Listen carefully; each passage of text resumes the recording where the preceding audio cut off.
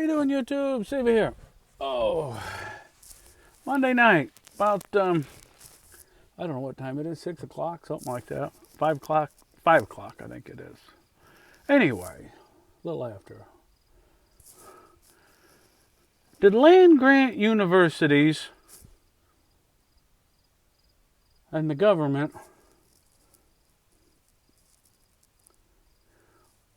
ruin agriculture?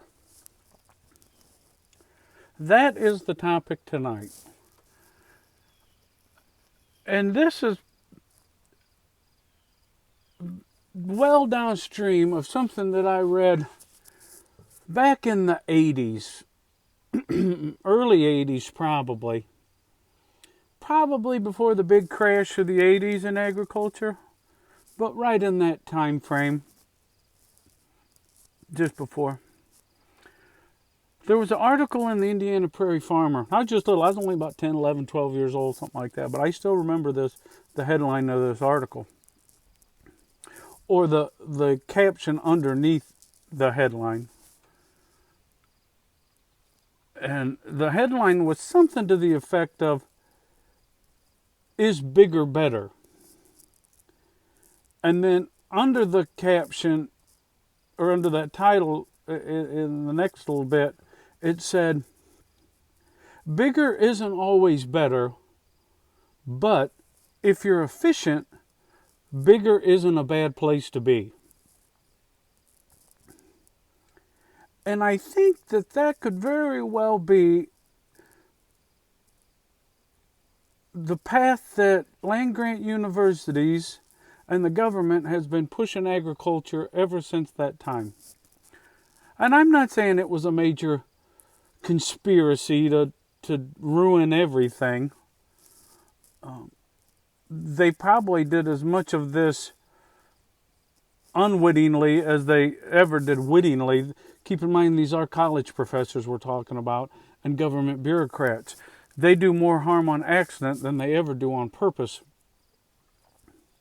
And when I say land-grant universities, what I'm referring to are the Purdue universities, the Illinois, the Ohio State.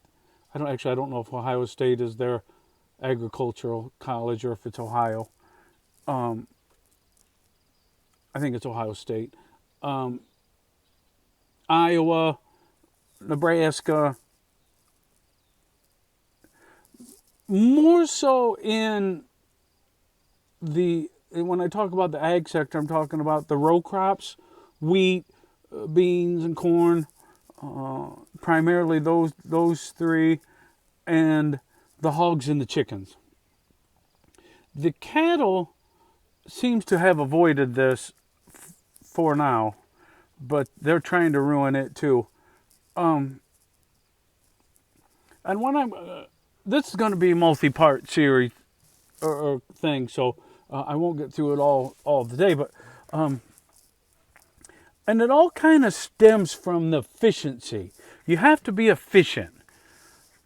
And the reason they want you to be efficient is, like I said, I'm not saying they did it on purpose, but they want corn and soybeans and wheat to be as cheap as possible,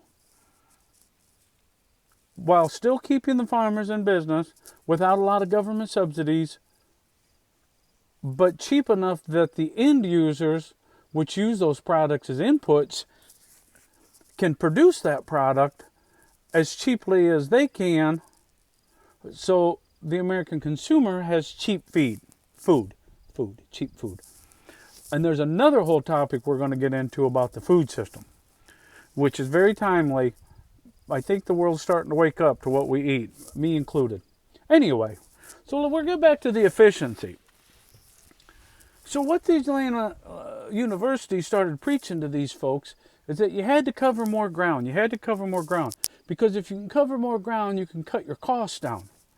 Now, granted, you still have to buy more feed or seed, and you still have to buy more fertilizer, and you still have to buy more of those inputs. But if you have a bigger operation like that, now you're buying bigger tractors, bigger combines, bigger dryers, all of that side of it. But I can't remember what the statistic is. I'll try to, maybe I'll look it up. It used to be like in the 1960s or something like that, that the average farmer spent, I'll look it up, see if I can find it, but it was like 10 hours per acre of crop that they raised on that acre. And now the amount of time that a farmer will spend on that particular acre is like 10 minutes. Very, very short compared to. Now those numbers aren't those aren't right, but that's kind of, you get the gist of it. Equipment was smaller, you had to cultivate, you didn't have spray, you didn't have a lot, it was a lot different kind of a deal. And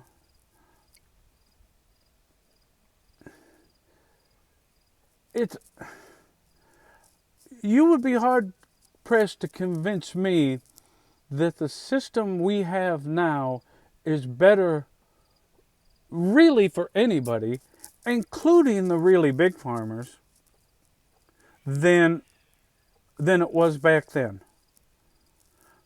Right now, you have all of the agricultural risk on a very small pool of operations and getting smaller. Back in the 80s, when I'm a 68 model, so I grew up, was farming in the 70s and in the 80s. And a big farmer here in Northwest Indiana would farm 600-700 acres, 800 acres maybe. Maybe. I don't remember anyone farming 1,000 in the 70s.